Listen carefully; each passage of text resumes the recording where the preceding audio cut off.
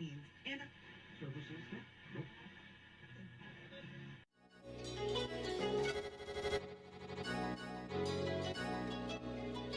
let's go.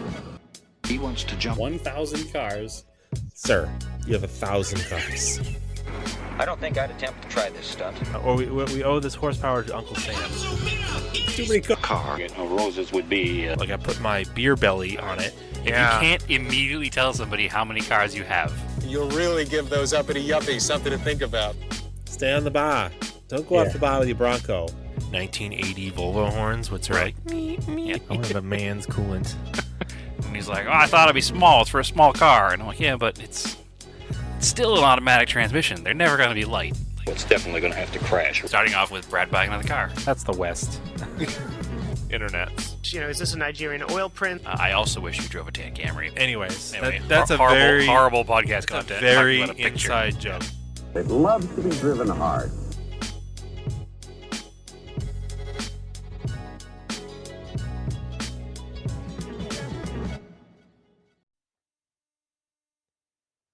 Welcome to Out Off Topic. How goes it, Brad? Go ahead, Andrew. How goes it with you? It's not bad. We're getting there. We're getting in the new year. We're keeping to our resolution so far to keep making episodes. It's the second week. Cars that don't run by the end of the year. I mean, you've got a few more months, so do what you can. We'll be fine. We'll figure it out. I was just being a little sarcastic because obviously I haven't been able to do anything more at this point than that. So. But you haven't bought any new cars, so that's good. Not full size anyway. Yeah. I did find the new color release of the opening parts Matchbox 1990. I think it's a 91 in Japanland Pajero. So I did buy one small car. I bought one recently. We can look inside. I saw the they have a cream colored 240, the Matchbox one. And I was like, that's pretty mediocre. I think I need that. Yes. We prefer mediocre cars in real life and in scale. Yeah. I'm actually Or looking change, at Andrew. I've got a pile of diecasts here. I really need to get another case for them. Put them up on the wall. That would really clean up my space down here a bit. Because that's kind of what I've been doing is clean up my office / hobby room. So, you know, that goes. I've been doing that as well because I'm preparing for the parents to visit this weekend into next week. So get to make it look like my car stuff is always organized. Which, I mean, actually, technically, it is a lot better than it used to be. That's for sure. So it's not that much work, but trying to get some shelves hung in the garage and get some more stuff organized and just kind of neaten things up a little bit because my dad has not seen the garage yet. So I'm excited to show him the garage. Yeah, we're like, other than pictures. They're coming out to visit, but it's also car week, right? Yeah, they're coming out to visit. My mom's coming out for a few days and my dad's staying through the car week. So all the different events that are happening here in the greater Phoenix area over the next week, all based around, Barrett Jackson, obviously, but there's a bunch of other little things going on. I know Italian Design and Racing is doing an event, so we're doing that one. There's a couple other small ones. The Italian Grocer is having an event. There's a bunch, plus all the big auctions. Other than Barrett Jackson, there's also I think, is it, I'm not even going to say which auctions it is because I don't remember. Some of the higher end, like Sotheby's and RM or whatever, but I forget which ones actually have shows here next week. But what is the Italian Grocer? It's an Italian grocery store here I think it's in Scottsdale. Oh, okay. They do of course they call it something and something because everything's cars and coffee, right? But they do I think they call it caffeine and carburetors or something. They do I don't know, garlic and gasoline. Yeah. unleaded and garlic bread. Yeah, I Salami don't. and saline. I don't. Well, it's Italian. It's European car, Focaccia and Ferrari. not yeah. It's a Eurocentric event, but it's not just a bunch of new supercars. It attracts a lot of 50s and 60s and 70s Euro cars. So I usually enjoy that event, and they're having a special event during Car Week as well over there. I would say the name of the Italian grocery store, but it's something Italian grocer, and it's a very Italian name, and I can't think of it top of my head because it's not like a very English word. So it's not like Anjoli's, but it's something like that, you know? All right, Yeah, they that's do an interesting. event there. They're having a special one next week too, but plenty of reports to come next week of all of the fun stuff that happens in. Actually, probably not. Be the week after we talk about it based on the recording schedule. Wow, that actually So- reminds me. So this happened when we were on break. My Volkswagen got rear-ended. It's not bad. It just needs Oh, yeah. paint work. But yeah, I was gonna bring it to Dad's shop, but if he's not there, I'll wait till he comes back. It's not a big deal. This car's Yeah. it literally just needs to be painted. It's not a big It's like a deal. scuff on your bumper. Is that all set with insurance and everything now? Yeah. They Okay, good. they keep calling me. I'm like, finally the guy's like, I can just send you, just send me the check for it. That's fine. I will get it fixed. I promise. I just haven't Yeah. had a chance yet. Yeah. So yeah, it's also like it's the middle of winter. I don't want to drive my other cars if I don't have to because the salt in the ground, and it's not like nothing is broken. It's literally just an annoying scuff. This woman Well, in a somebody Impreza. hit you. Yeah. So you should have a rental car. Yeah, I guess maybe that was the reason why I should have went through the other person's insurance. I don't know. I don't have rental car. I don't pay for rental car coverage because I have multiple cars. Right. It's not a big I deal. think you can still put a claim in through their side if you just want to be covered for a rental car. But if you can handle it without, then that's also fine. I'm Yeah. sure you and Stephanie can figure out how to use one car for a few days. Yeah, it's not a big deal. So- It's more annoying. It's just like one more thing to do when you're busy. Yeah, no, I understand. I understand completely. As a person who has had an accident before in his life, it's never a convenient time. That's one of those things, like, that's what I do professionally, right? Like, I deal with people every day who are dealing with accidents. So I constantly am dealing with people who are irritated, upset, and annoyed. So Yeah. I mean, lucky I for get it. me, like it was like an Impreza, so it was super low speed, bumper to bumper traffic. And then, I mean, she hit me hard enough. I thought the bumper was going to be off, but it was like not at all. I mean, And her bumper there's was a way chance worse, there's but some I think damage she'd probably hit other stuff behind the before. bumper once they get it off. Yeah. Yeah. Yeah. But I was just lucky it wasn't an SUV because it would have been into the hatch and that would have been really annoying. Way more annoying. A lot more damage, a lot more work, a lot more time. Yeah. So So I got lucky it was a car of similar height and the bumpers actually lined up and which is not common acted like- anymore because there are so many trucks on the Yeah. road. acted like 5-mile-an-hour bumpers are supposed to act. You know, excellent. Not excellent, but excellent that we've taken care of. Yeah. So other than the big down date, get right into it, Andrew. What have you been working on? So I talked about getting the different jets for the Volvo and I actually ordered them. I got them in. They resumed shipping from the carparts.eu. So I got new chokes, which are not chokes like you would on a normal carburetor. They are in the barrels and they choke down the airflow. So So you're basically racing on Talladega with restrictor plates. exactly. They're like little tiny restrictors. But the way the carbs are set up, they came with 30-millimeter ones, which I went through the carbs when I first pulled them out of the box just to make sure that both sets of jets are the same, both Venturis are the same, both chokes are the same, just in case there's like an issue, because it's not impossible, I guess, that you could get a carb brand new that had one size jet in one hole and the wrong side and the different size in the other hole. So they were all the same. And I didn't, their stuff's expensive. I didn't want to, I kind of knew what I wanted from the calculators that they have, but I was like, let's just get the car running the way the carbs are out of the box. I'll figure it out afterwards. So yeah, that's what I did. They have 30 millimeter chokes. So these are DCO E40s, which means the barrel itself is 40. So you could have a choke that's basically up to 40 mil or very, very close to 40 mil. Anything. I mean, if you're needing, that's basically the rule. Like if you need a 40 millimeter choke You or should buy a like a 45. 38, yeah, you should go to a DCO 45.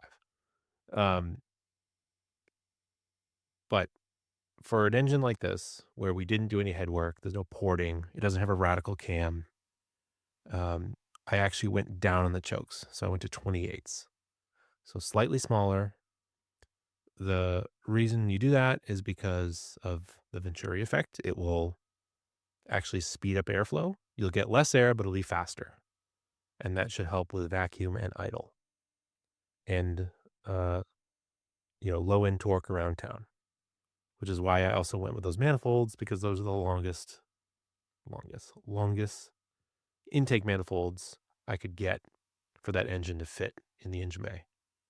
Because having a long You're pretty runner, close to the fender well. Yeah. All said and done, right? Yep. Because having a nice long runner, again, will give you more torque. Because I don't think this engine's going to get much more out. It probably will rev maybe to $5,000 or something. This is not a race tuned motor. It's basically a stock build, with the only other thing being a header. So you want good idle and good around town pickup and torque. And that should be plenty for that car. So Yeah, you want something that comes off the line quickly and nicely, but doesn't need to be a race car. Yeah, and it will sit there and most idle enjoyable. Right. You don't have to have it, because that's the thing. You'll see these vintage race cars that have Webers on them.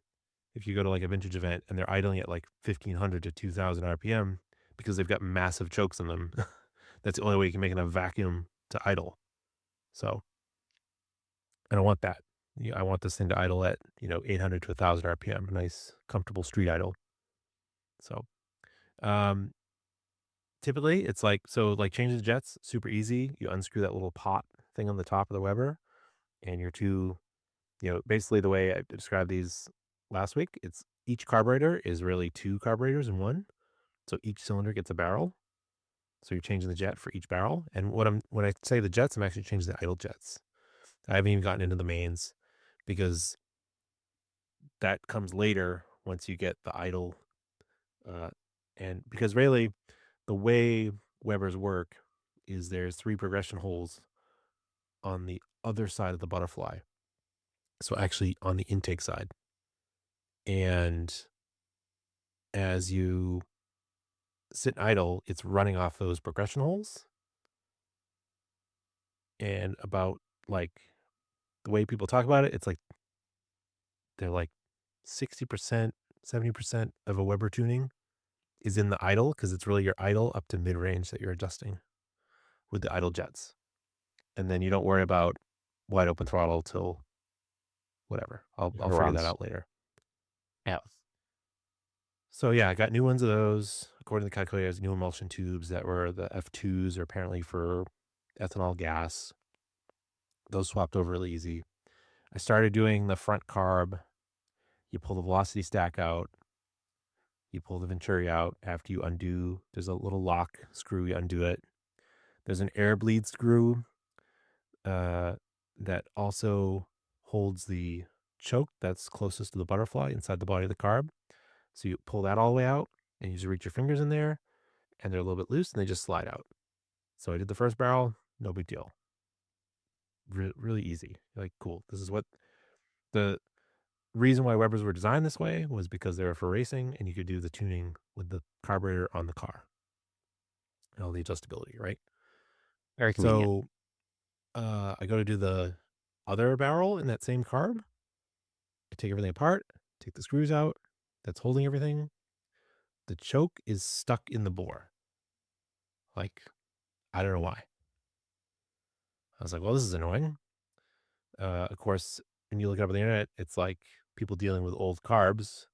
Like you spray carb cleaner in there, it's all gummed up and you gotta clean it out. And I'm like looking in there, it's like brand new. Like I've run these carbs twice. So I don't know why it's stuck. It's very annoying. There's They like a certainly little haven't gotten to like a huge heat cycling. no, especially as the other side came out exactly as expected. There's a little knurled piece of brass that's pressed into the original choke that kind of helps it align down a cutout in the bore. And I'm thinking maybe it got twisted or something. It kind of maybe it got caught in the aluminum. So I was like, well, that's annoying. I'll just move on to the back one and figure that one out afterwards because I think I have to take this carb off, which is annoying. So I do the back carb and I do the right side barrel. Again, comes out perfectly. I go to the rearmost barrel. That's the left one on the carb. It's the same thing. It's stuck in there.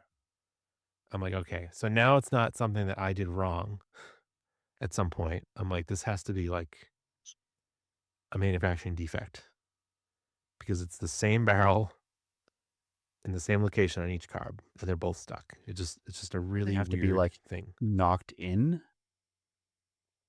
When they're going down the assembly line, just when they're doing that side, I don't know, they're pushing them in too hard or something. Or so you didn't assemble them in there. They came pre-assembled. They came pre-assembled. Okay. Yeah. Interesting. I haven't touched it from the factory. I only took apart when I was saying earlier when I was checking all the stuff, I only took apart one carburetor, the right-hand barrel. So, which I don't remember which carburetor it was. They have been mixed up since I got them. I don't know Sure. which one I put front and rear. So whichever one I originally inspected, it was loose, so I didn't think of it. So I guess if you buy a brand new set of Webers, check both barrels to see if everything's loose and you can actually remove it before you install it in the car. But why would I think of that? Because it's brand new. I bought brand new carbs for a reason. And I bought brand new genuine carbs for a reason. And they're not even built in Italy anymore, so you can't blame Italian manufacturing. No, they're built in Spain. And some people do say they're like, you go with some other brand that's a knockoff of these, but is like similar quality. I don't know. So I think what's going to happen is these are going to have to come off. You have to carefully punch them out from the back. And I kind of was thinking about doing soft mounts for these anyways. Replacing the phenolic spacers I made with it's basically a plate with rubber in it and just gives them a bit of a soft mount against the vibration of the engine. Because we did notice that the heat shields I installed were like rattling like crazy at certain RPMs. So that vibration is going through your carb and it's going to aerate the fuel, which is not great. So the vibration or the soft mounts also give a little bit of thermal break too. So I think that's what I'll end up doing because I'm going to have to get new gaskets. So I'll just do it this way. It's annoying that I have to take them all apart because now they have gas in them. So that's really what I'm most annoyed about is I'm going to undo gas lines, just have like gas spill places and try to catch it. Pressurized gas lines. Yeah. Well, they're super low pressure, but it's just annoying to leak gas, right? Doesn't matter how low the pressure is. When you first break that line loose, that like pinhole that operates first, like those Yeah. small little, it always squirts gas out of it. Doesn't matter how low pressure it is. Like What's every time I touch the fuel lines in the truck, it's the same thing because it's like it's only 2.5 psi, but it's just when you first start taking it off, when it has the smallest of openings opens up, you get squirted with gas. It's just inevitable. So I will say it's definitely worth it buying high quality fuel lines. Like I used on the car, the Earl's Vapor Lock carburetor fuel line, Okay. which is really nice line you can buy from like Summit or whatever by the foot. The How expensive is it? I forget what it is. It's not terribly expensive for how well it works because I bought a little electric fuel transfer pump because we were running it off of a jerry can. And I used that hose that came with that to hook from that pump to the fuel pressure regulator. And in just like 3 weeks, the hose that came from the pump and is attached to the pressure regulator is oozing black at the top. Like the fuel is eating that hose. which is Right. crazy. That cheap hose. That's from, what happened. That's what happened to the truck. Yeah. That brand new, like 6-month-old hose started leaking, so I cut the end off and shortened it, and a few months later, it started leaking again. I was like, "What is happening?" So I bought different hose, but I'll have to look at that Earl's stuff. Is there a different name for it? You said Earl's what? Earl's Vapor Lock. So that's the other thing. It's the way it's made is that you won't smell gas through it. Like it doesn't let gas Vapor vapors guard. escape through it, or vapor guard. Yeah. Yeah. So they have an EFI version, which I've used in the Galant, and they have a carb version. Okay. Yeah, you can buy it for 10 feet is $80 for 3/8. Yeah, but you could buy a roll of that. It's about $8 a foot essentially, which is not terrible. It's not terrible, but if it doesn't No, leak and fall it's apart, 5 or 6 for the crap at the parts store. So yeah, exactly. And if it doesn't I leak have to and fall redo all apart, the fuel lines in the Starion, so I'll probably buy some of this. I would use that. And it has a conversion on it, I think, for what's close to the metric. So, and then I use Earl's either sells them or now Summit sells their version of the fuel clamps. So They have a big thing of special fuel clamps. So yes, also use those. They are much better than the worm clamps for fuel line. So I bought because you can buy the fuel line style clamps at Harbor Freight, and they're actually pretty good. okay, yeah. So I have a set of those. So I have a couple containers of those because I did all new fuel lines in the Cressida a couple years ago, and a year ago I did them all in the truck. But I'm probably gonna do them again in the truck because the fuel line sucks. So Yeah. looks like Earl's is a Holly company now. Yeah. I mean, I don't know where the hose is made, but it seems pretty high quality. And that's the the vapor guard is, they call it that because like you'd smell gas sometimes from like just the lines, right? They just weep Yeah, absolutely. fuel vapor. So that prevents that. So it looks like Speedway carries it, and Speedway has a showroom here I can go to and pick stuff up. So There you go. I'll get it there. It's a non-sponsored endorsement. It's just a product I found that's used really well. It's worked really well. So And you can buy 20 feet. It's even cheaper. So 20 feet's 150. So yeah, as long as you can keep it somewhere in your garage where the elements won't get to it, Yep. you'll just Yeah, have it I'll on keep it. hand. I always need fuel line, so Yeah. I'll buy a couple of 20-foot lengths of it and call it a day. Because most of the long lengths of fuel line in the vehicles are steel. So like most of the cars, they don't have like a rubber line all the way from the tank all the way to the engine. It'll have rubber for certain sections, at least in the old Mitsubishis. Yeah. I don't know what the Volvo has. It's probably a big long steel line from the tank to the. That's going to be another whole project, is draining that tank and cleaning out that line. I haven't even gotten to that yet. So That's my least favorite rescuing an old car from a long dormant time project is the fuel tank. Yeah. It's the worst. I'm sure it's not bad because the car had tags on it from 22 or 20 or 22. But it smells stale. So I'll probably siphon it, use that electric pump, siphon it, and try to put some fresh stuff in there, maybe like a half gallon of fresh gas in there, and maybe kind of like blow it out a little bit, or transfer it back out. Try to wash the tank with some fresh gasoline. I have to look and see what the condition inside the tank is. I put the boroscope down inside the Starion tank, and it was kind of muddy in there Yeah. just from old fuel. So I haven't done it yet, but I bought some specialized for a fuel tank cleaner. So I'll let you know how that works when I do it. Is that muriatic acid stuff?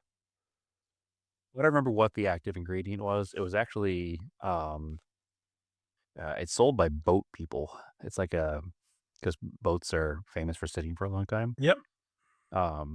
and it's supposed to be like the best stuff you can buy. So I forget the name of it. I'll look into it, and when I do it, I'll I don't want to say what it is if it's not going to be good. So Yeah. we'll see how it works. All right. So what did you do to your cars then?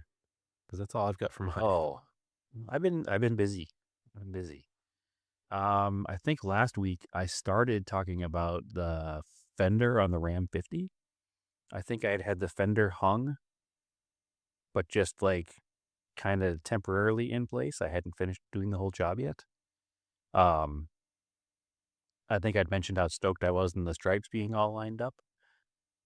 Because I knew that they looked the same, but you never, I wasn't sure if they were going to line up perfectly with the stripes in the door. And now that the fender's bolted on the car, all the stripes are absolutely perfectly lined up. So no issue at all. It does look like that fender was repainted at some point. So thankfully, when they put the stripes back on, they put them on properly.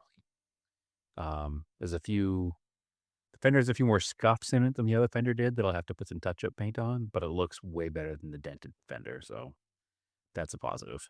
Also, it does not have a rot hole in the middle of it from the emblem, which the other fender did have, so that's good. Let's see. So I had the fender hung on the thing.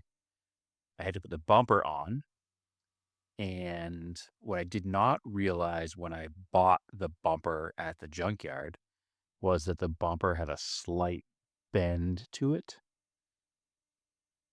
Very slight. But what I did notice trying to put it on was that it's impossible to line up the brackets because you have a 40-year-old truck that was hitting the left front, and you're putting on a used 40-year-old bumper with a slight bend on the right front. So what happens in that case is that the truck is bent on the left where the bracket bolts the bumper to, and the other bumper is bent on the right where it has to line up with the right non-bent bracket in the truck. So it wound up being a much larger project to hang a bumper than I thought it was going to be. It's only 4 bolts to take it off, came right off both trucks, but then fiddling around with the thick steel brackets on the bumper and the truck became a bit of a nightmare. So even to this point, I have it lined up the best I can. It's pretty close, but if you dig deep into it, it only has 3 out of 4 bolts in it, which I'm just going to say is fine and not hit anything because there's absolutely no way without equipment that I don't have to fix the bracket on the left front enough to line up with the bumper and make it all work. Because the problem is not only is the bumper bracket on the truck bent over a little bit, but it's also twisted. So I'd have to pull the cab off the truck in order to have enough access to the bumper bracket where it bolts back on the frame in order to twist it the way it would need to be to line up that 4th bolt. And I don't feel like taking the cab off the truck because that becomes a huge process. Can you slot the bracket? So, no. You know what? Maybe on the bumper end I could. Because I couldn't slot the bracket on the truck because on the truck it's a captured like nut on the inside. So I couldn't slot that bracket, but maybe I could slot the one on the actual bumper itself. That's not a bad plan. Yeah, just give you enough to. I mean, the picture you showed, it didn't look bent from here. Well, no, when you look, yeah, it looks good from my house. When you look at the truck standing in front of it now, it looks fine. Everything lines up as it should. The bend is so slight on the passenger side that I didn't even notice it until I put it on the truck. I was trying to figure out why it wouldn't fit. So, it's not bad. If I get ambitious, I will take the bumper back off, and that's a good idea to slot that hole out and be able to put the bolt in, but I did not think of that, so I did not do that. It's all torqued down now with the 3 bolts. It's not going anywhere, and it's lined up fine. I'm really not worried about it. But yeah, so that's all good. There's no way to access that bracket because it's like tucked inside the radiator support, and the radiator support is welded to the cab of the truck. It's not like a bolt-on piece, so it's just diminishing returns to try to get it fixed. Like the bumper's on, the bumper's solid, it's not going anywhere. The truck looks right now. So then I put the grill back on, which is a bit of a challenge because, again, 40-year-old grill off of a third 40-year-old truck that was sitting in storage somewhere for a very long time, and it's got a little bit of a tweak to it. So a couple of the brackets don't quite line up right. So much like a lot of cars of that era, some zip tie engineering is needed to get the whole thing together. So I put the whole grill in and then remembered that I hadn't put the high beam bulbs back in, which need to be removed to access the bumper bolts. And because the grill and the whole front of the truck is off just a little bit, you can't put the headlights in the truck with the grill in. So it required removing the grill again, which not the end of the world, just had to undo my zip tie engineering. Pulled the grill out. I bought a couple new headlights because it did not have high beams before. It was still the old headlights that came in the truck. I had never swapped them. And when I unbolted the retaining rings, the actual glass lens just fell off the headlight housing itself, of the sealed beams, basically. Plugged that all together, realized that the wiring for the driver's side high beam is actually chewed. I had not noticed that before because I hadn't tried the high beams. They didn't work, and I assumed the bulbs are out, which they were, but also the wiring is chewed on the driver's side. So that project still has to be done, but everything else is now buttoned up and together. The headlights are in. I can access the wiring from the back, so it's not a big deal.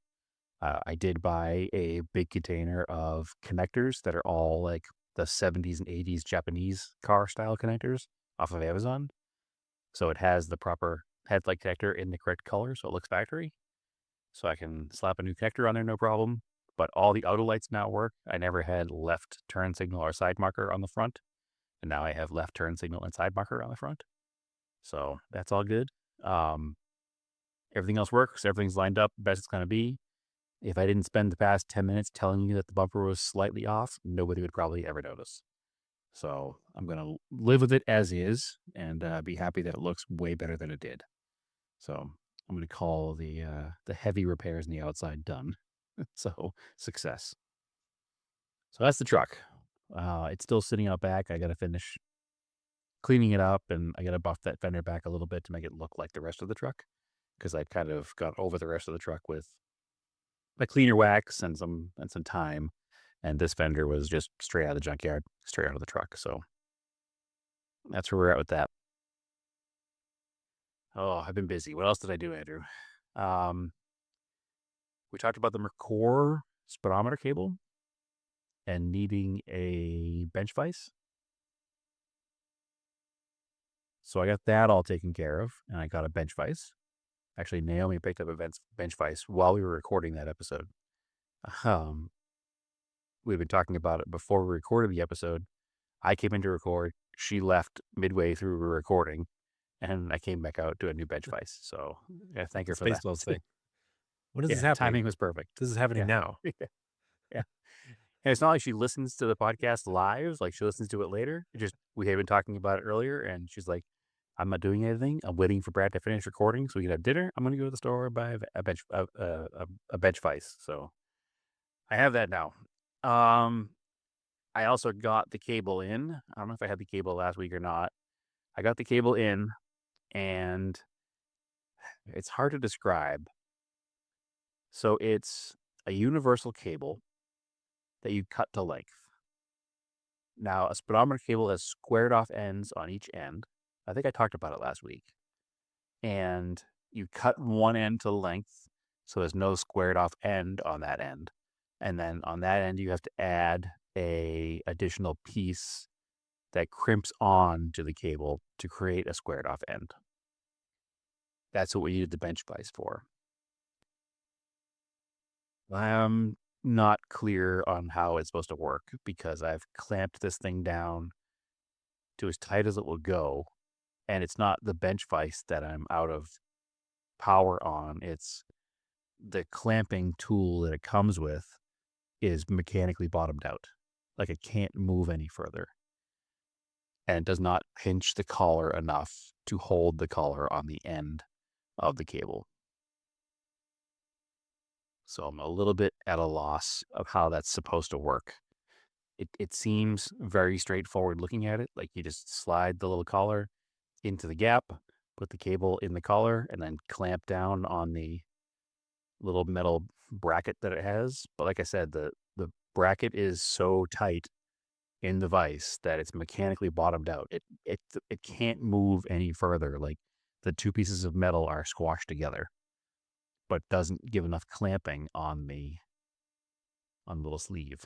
So I'm a little annoyed and lost on that because it's literally the last thing on the car to put together before I sell the stupid thing. So a couple more tricks up my sleeve to try, and then the nuclear option is to call a speedometer shop and see if they can just make a cable. I did talk to a friend of mine this weekend who does have a hydraulic press that he thinks he can do it in. But that requires me getting down to his house, which is about an hour and 20 minutes away. So I just got to get some time to get down there and do that. So hopefully that will work. We'll see.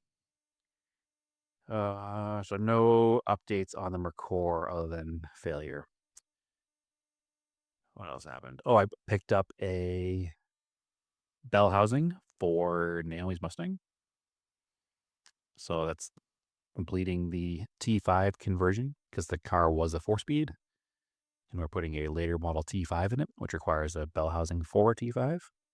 So I managed to get one of that actually from my friend who has the hydraulic press. He's a big Mustang guy, and he just has 302 and 2.3 parts lying around everywhere. So that's good for the Mustang. And let's see, the last thing, I got the Sapporo running again. Last time I drove the Sapporo was probably 2 years ago, and it would not idle. It stalled out every time we came to a stop sign. So that was frustrating. And I parked the car and was frustrated with it and then kind of forgot about it. And then, as happens with life, and you put a cover on a car, once the cover's in the car becomes dead storage in the garage.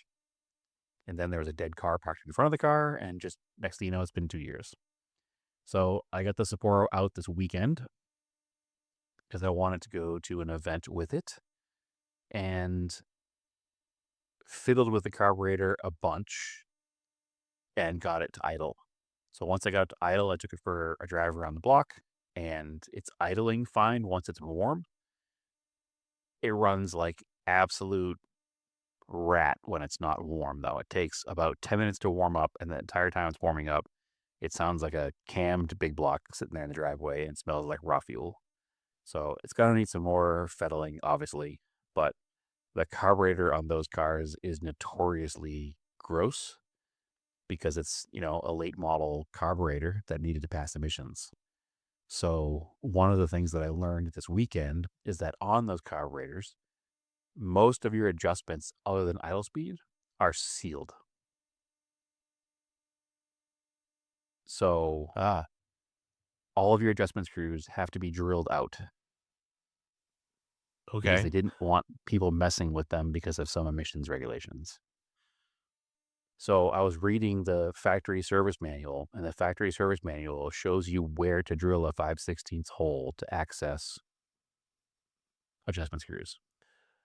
So like build the carb and then like, Cast over it. yeah, weird. Yep. So that's going to be a project that I will do once the Mercor is down off the jacks in the garage and the 944 timing belt is done. I don't want to. The car does run. I don't want to take it apart and potentially make it not run while the other cars are still down. So it's just interesting that that's a thing. I guess a couple of cars had that back in the day. Yeah. And like worst case, downdraft Weber. So the only reason I haven't just done that option on that car Yeah. is the car's an automatic. Yeah. Well, they have a kickdown So adapter. they have a kickdown on them, but it's never quite right. It doesn't work as well as the factory carburetor on those. A manual transmission with the downdraft Weber is like stupid easy to use. That's a little bit more difficult. And I know I have it in the Cressida, which is an automatic. And it works pretty well, but it just, I don't know. It's not as smooth as it should be. And maybe that's just due to my lack of knowledge and how to adjust it properly. I don't know, but possibly. We'll see what happens. And then there's the third option, Andrew, for that car. Either fix the car, put rubber on it, or just take it all out altogether and put the fuel injection off of a Starion in it. So, Oh, yeah. There you go. we shall see. I currently have 2 spare Starion engines, so I could potentially do that, but that's like the super nuclear option. That's like Yeah. giving up on everything. Yeah. We shall see. It'll make the car more fun, but Yeah, it certainly would. we shall see. Anyway, so yeah, that's what happened with my cars this week. I had a pretty busy week, actually, on working on stuff. Trying to keep some momentum going here. Oh, and we got some quotes for doing air conditioning in the garage. Oh, okay. That's Yeah. needed. That is very needed here, and that seems to be the quotes we got are of a level in pricing that we'll probably try to do it before this summer. So that by the time the hot weather comes, I'll be able to continue to keep progress going in the garage. So that'll be nice. So anyway, yeah, that's it for project car stuff. Pretty sure. Yeah, that's about it. It's a pretty good list of stuff. Yeah. We can talk a little bit. We are back into motorsport season. Oh, wait, uh, I need to complain about one more thing. Okay. I talked last week about doing the catalytic converter in that Lancer.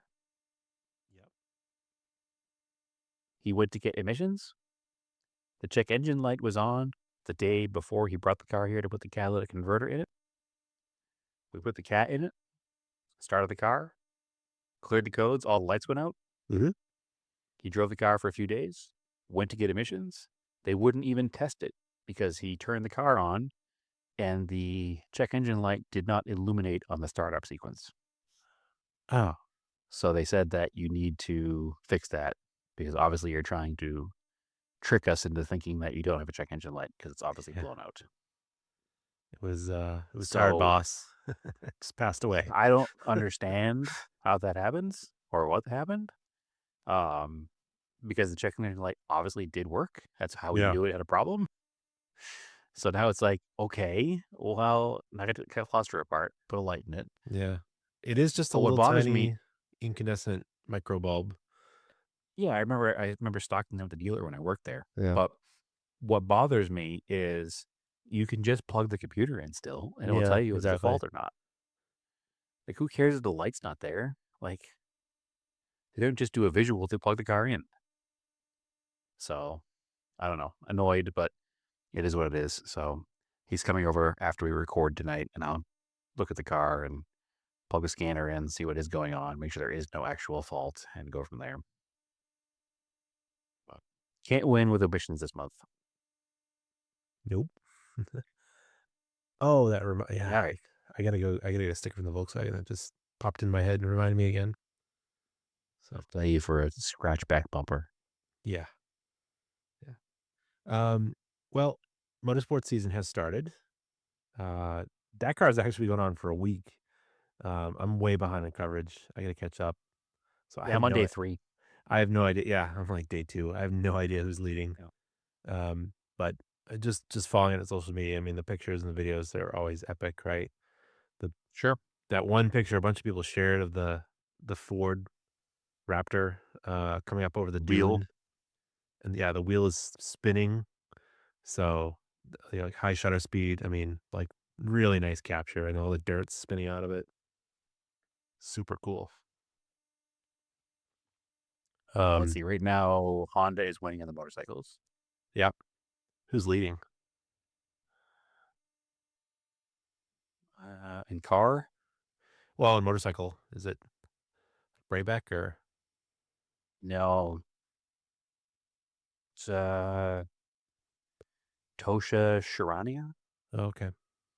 Burbick's, Yeah, Burbick's it's in interesting.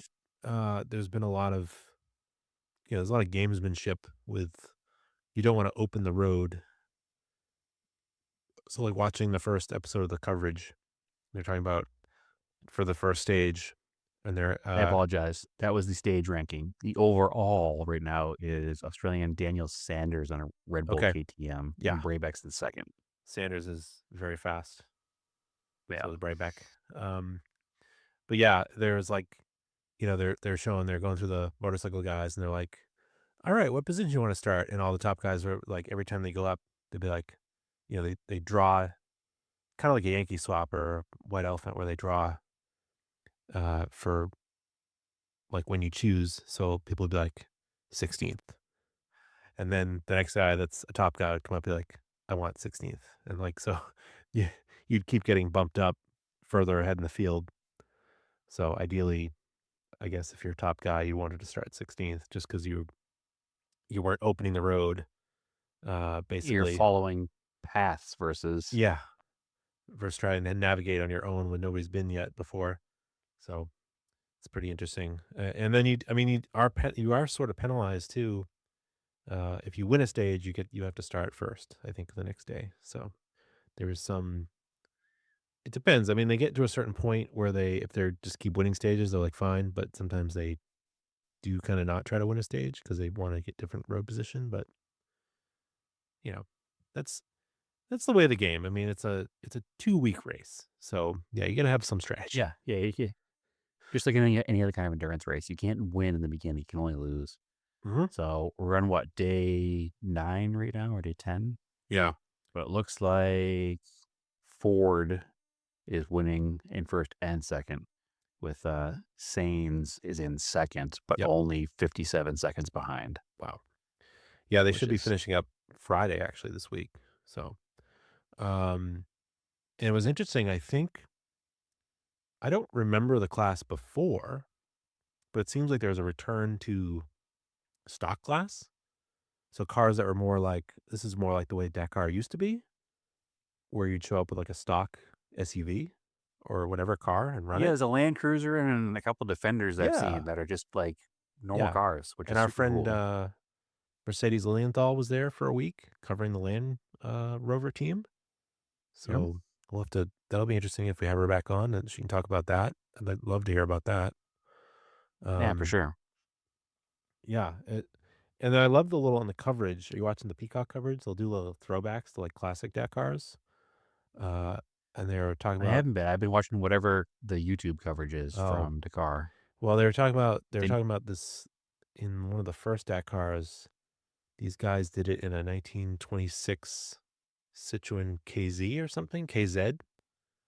Okay. And people thought they were saying Gazelle, so the car got nicknamed the Gazelle. So like think like a 1920s car doing Dakar in it with like a convertible top, but like open windows. Yeah, it's pretty crazy. So I love Type seeing stuff like C. that. Interesting. But I mean, all those 20s cars kind of all look like the same as each other, right? So yeah, they're all pretty rugged to begin Yeah. with. But it was funny. They were they saying weren't they in were, roads. yeah, at the time they was were, just to drive to the store was like being in Dakar. yeah. And the guy was recounting the story. He's like, yeah, we were actually going faster than some of the Land Rovers and stuff because for whatever reason, it was just, little thin, narrow pizza cutter tires. Just get right along. So, yeah, that's going on. And then we're going to get back into NASCAR soon. The big announcement for NASCAR is we're back to the chase. So no more playoffs. It is going to be playoffs, but not playoffs. So explain. So the big complaint, right, and that we've talked about this in years past, any point during the regular season of NASCAR, you could win and you had a seat in the playoffs. And there were 16 drivers, right? And it started from, I think, when it started this past summer, like middle of August was when the playoffs started because the New Hampshire Yeah, I race think was a so. playoff race, or maybe it was the first one. It was the first playoff race, maybe. So which means that you could have a pretty mediocre season, but if you got one win, you were in the playoffs. Now, whether you made it through, that was also pretty hard. But each round of the playoffs was an elimination round. So their gripe was that some really good drivers might get bumped in the first, second, third round, not make it even to the last round. And then our gripe this year was that Denny Hamlin had an amazing playoff run, was really consistent. I think won several races in the playoffs. And then you had Kyle Larson, who had made it in the playoffs from early in the season and kind of seemingly coasted through the first couple of rounds without getting eliminated, then just sort of won the championship by being the top driver in the end race. And it kind of felt like he didn't really work for it. Right? That was my He gripe. did not. Yeah. So There's now, no worse outcome could happen. yeah. So now there's still going to be 10 playoff races. What they're going to do, it'll be purely on points. So no drivers will be eliminated, and that you'll have the regular season, and they will crown a champion at the end of the regular season. And the person with the most points so the points will reset once we go to the playoffs. But if you win the regular season championship, you will get a 25-point bonus that will carry in. So you won't start with 0 points. You'll start with a 25-point bonus as the regular season champion.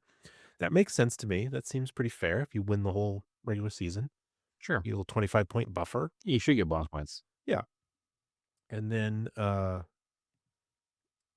during the regular season, they have bumped the race win point percent from 40 points for a race win to 55, while keeping second place the same at 35, 34, 33, etc. as you go down the field.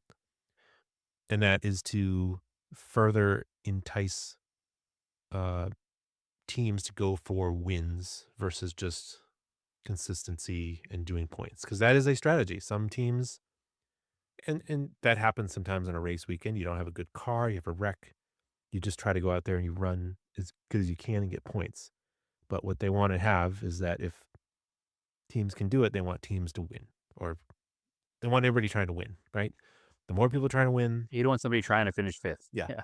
You don't want, like what Larson did a bunch of times and why he had a lot of points last season was he would have some bad wreck or something and then just go out and get the fastest lap time, and that was like bonus points. Yep. Right. I watched him do that in like 4 races. It was like really weird. So then okay, so here I'm reading it off NASCAR's website. So it says, are points reseeded for the chase? And it says, yes, points are reseeded for just once for the chase, following the end of the regular season and based on where the drivers finish in the standings for the regular season.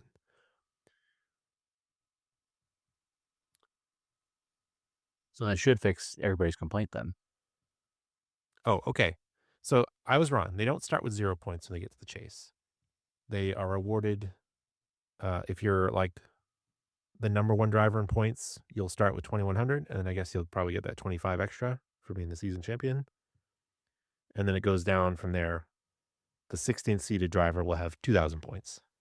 So you have a spread of 2,100 to 2,000 points between first and 16th. And that will be So doing good in the regular season certainly puts you in an advantage in the postseason. exactly, which is also good. So far, I'm on board with this. Because it solves the problem that the original format of NASCAR had, where the season champion would be crowned in like the end of the summer, and then there was no more races, or there were more races, but what was the incentive to win these races or even watch them? So, Right. So theoretically, this is going to make it so that there won't be a runaway victor because they get evened out a little bit at the end. And it should take the full 10 races to crown a champion, theoretically. I hope so. You've got, you definitely, I mean, so say you're you finished 16th in season points, you start with 2,000 in the playoffs. That's pretty good. But you got to make up, 125 if you wanted to get to first, right? Which is pretty hard. So you gotta make some wins. Sure. So you have less of a chance if haven't done as well. But racing is kind of crazy because you can have a lot of upsets. So, Oh, absolutely. and then how are they going to? It'll be interesting to see. So and then they're not doing any eliminations. So how's the champion determined? And it's going to be whichever driver in the chase has the most points following the season finale. So maybe they've done the math here that with that amount of points. I mean, does it matter if they started with 2,000 points or 20 points? I don't know. Maybe it just sounds cooler to have more It's points. arbitrary at that point. Right. Yeah, it doesn't matter. So, yeah, maybe they've done the We're math doing, to figure out that within 16 rounds, you're not really going to have, unless somebody won like 4 races in a row, maybe. I don't think you could really run away with it, but the odds of winning 4 races in a row are pretty low. I mean, it's possible, pretty slim. but the team would have to be really, really good. I mean, it's certainly happened where people have won 3 races in a row in the regular season, right? I think Christopher Bell did it 2 years ago or a year ago. So It didn't Byron do it too? yeah, I think so. But it's like, I guess, if you're looking at it, the level of competition would be high enough that it's unlikely that would happen, right? Especially in the playoffs. Like everybody's going to try to get a win. Like it's unlikely you would sweep any wins. So, yeah, that seems pretty cool. And that makes it make more sense when you're like, I remember before when you're trying to explain to people, like, well, you're like, yes, the other drivers are racing, but they're not racing for the championship anymore, but they're still racing and they can still win and like upset the race, but it's less likely. And people are like, what? What are you talking about? Right, so now anybody can theoretically win the championship. Yeah. So now it makes more sense. So you're just like, listen, at the end of the season, you've got your top 16 drivers from points. They move on and then they fight it out for the championship. It's kind of cool because But still, the other cars are out there. they are, but It doesn't solve that problem. well, it's more if Trying to explain that to a regular sports ball person, you'd be yeah, like, all right, so the Patriots are playing the Eagles. The Patriots can beat the Eagles. Doesn't mean the Patriots go on. It just means the Eagles get a lower seed later. It's basically what happens Yeah. in NASCAR. But- I was supposed to be like, what are you talking about? but it makes more sense in that it makes more sense not having the elimination because now you can have that come from behind victory that would be really cool, right? So you have a guy that finishes 16th for the season, starts 16th, and then has a really good playoffs and wins a championship, right? That's a possibility. That's pretty cool. Sure. So you can have a turnaround back then. That's like, Yeah, I'm not anti it. It's just, it's going to be, I think it's a step in the right direction. it's be interesting. I think it's a big deal. So I'm one of the few that wasn't upset about the playoff format, but I was only upset I guess we'll see. this past season. That felt pretty rotten. Right. And It's only because we don't like we don't like it, but also Larson.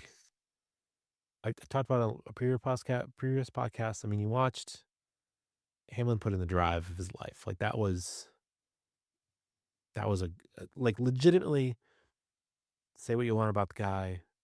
He's got a mouth on him. He was operating. He was driving at a super high level. Like that was impressive driving through the playoffs. It was a bummer to watch. Yeah, no question. Man had a mission. He wanted to win. Because, I know you're like me. When it comes to racing, I have a few favorites, but I really, really like to just watch people compete. Yeah, 100%. It's like when I'm watching the Olympics, I may not know much about the sports, but if you're watching a certain sport in the Olympics and the two teams are like pretty well matched and they're going back and forth, that's exciting, right? Just like any sport. I don't watch a lot of football. I was watching the game the other night. The 49ers and the Eagles, they're kind of going back and forth a bit. That was a pretty good game, right? It's not fun to watch someone get blown out. Sometimes it is, but not always. It's only fun if you care about that team. Yeah. Exactly. So, but Like last night, I was watching the Steelers game. It was not fun watching the Steelers get blown out.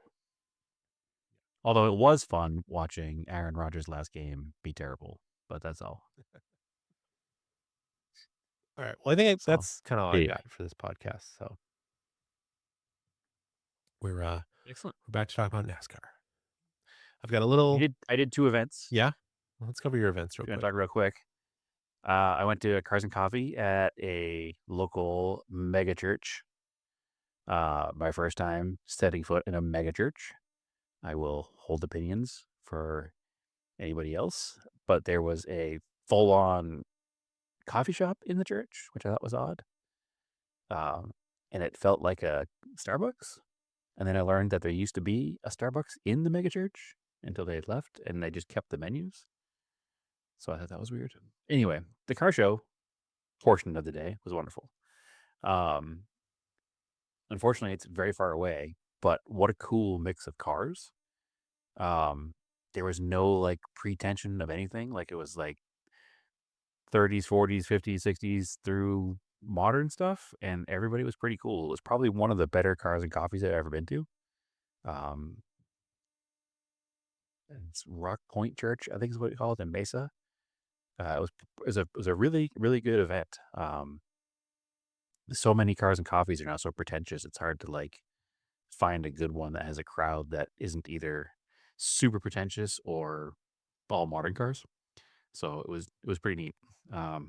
Sunday, however, I crashed a big Honda meet, and that was super fun.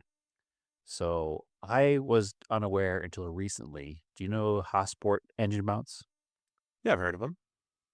They only make engine They've been, mounts, or like, well, they're Honda parts in general, but Okay. their big thing is making. They started making B swap engine mounts for like D series Hondas back in the Yep. late '90s. Yep.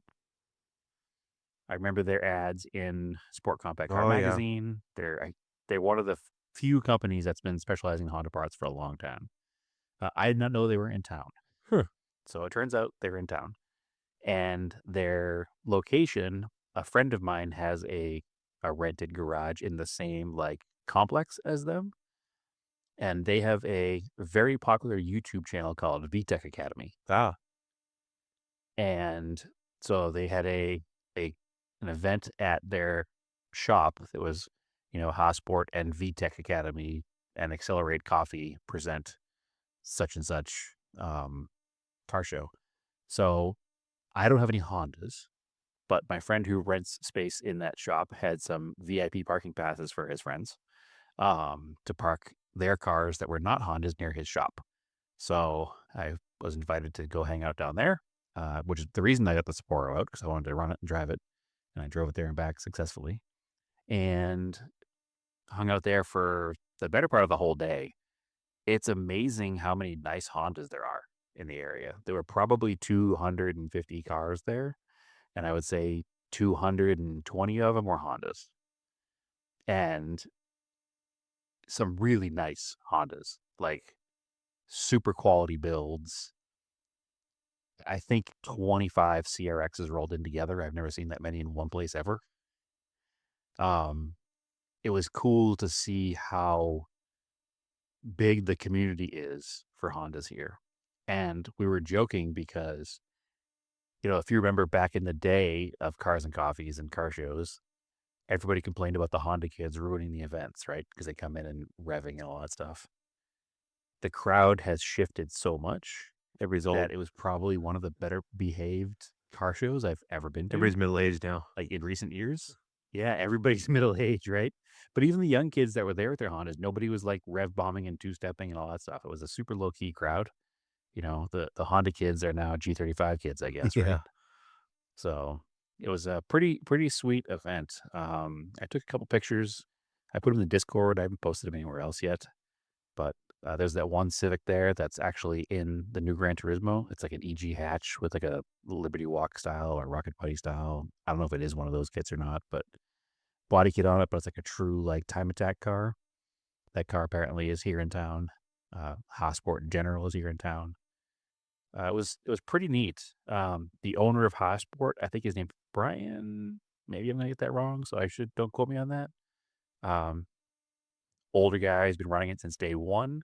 He runs the VTech Academy YouTube channel. He actually interviewed a bunch of us non-Honda owners about our cars, so that was kind of neat. But it was a cool community, cool stuff going on. And a friend of the podcast and former guest, Ron, is working with Hasport to K-swap his MR2. Ooh.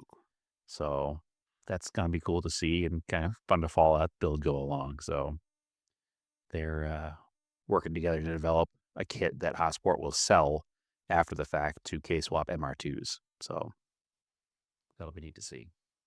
But yeah, super cool day, super cool people. I've not been to a Honda specific show maybe ever, and it was a really good time. An amazing variety of cars can be had in just one make. So everything from K-swapped Fits, which are very cool, to early Integras, to some late model stuff. I mean, it was tons of like full on motorsports builds. Like it was a really, really cool setup. So blown away there are that many nicely done Hondas in town. So looking forward to another one of those events in the future and crashing it with our Toyotas and Mitsubishis and Mazdas in the corner. But that was a really good time. So watch out for a VTech Academy video with my Sapporo in it.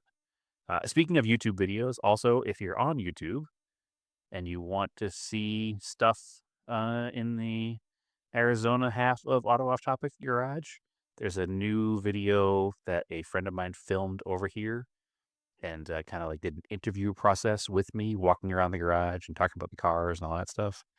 I don't remember exactly what his channel is called, but if you give me a second, I can look it up. I think it's Arizona Classic Japanese something. Let's see.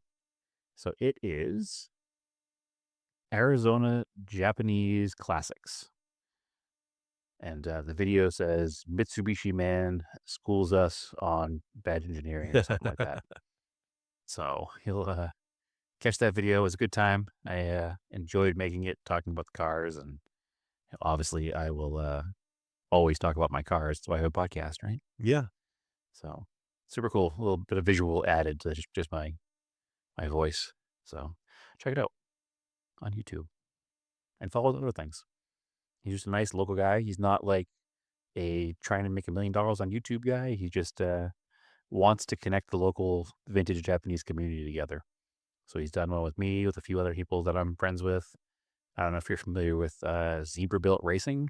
They're the rally team with the RX-7 that runs with hand controls. Oh yeah, I started at the Get a video. Yeah. Get a video with those guys because they're actually, I learned from his video around the corner from me. Oh. So I'll have to meet those guys now. Anyway, that's all. That's all I got for today. Yeah. All right, cool. So, yeah, come visit us on our Discord. We'll send you a link, send us a message. On Off Topic Podcast on Instagram. I am Racing Anger on Instagram. I also have Scale Autocast. I've been putting some RC stuff on there. And Brad, where can they find you? They can find me at all those same places except for Race and Anger. And they can find my personal stuff at TSISS350 on Instagram. All right, cool. And that's basically about it. All right, as always, keep your cars analog and aim for roses.